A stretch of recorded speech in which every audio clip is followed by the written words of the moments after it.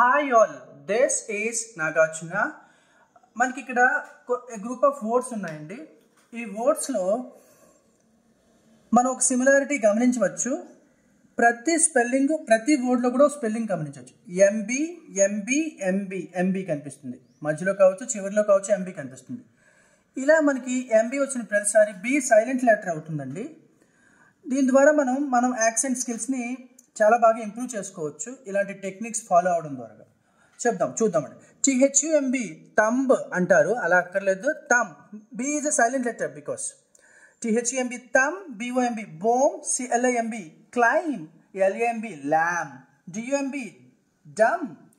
The most important word పిఎల్యుఎంబిఈఆ ఫ్లమా. ఏమంటారండి? ఫ్లమా. ఇక్కడ be silent letter అండి. అందరూ ఫ్లంబర్ అంటాం కదా మనము. ఫ్లమా right.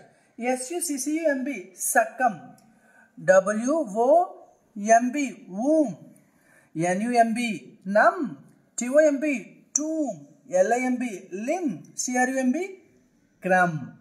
One more time. Yes, whenever we find MB at the end of any English word or in the middle of an English word, the B must be silent letter. Thumb, bone, climb, lamb, dumb, flama, succumb, num, tomb, limb, crumb. Thank you so much. If you like this video, please share, subscribe. Thank you so much.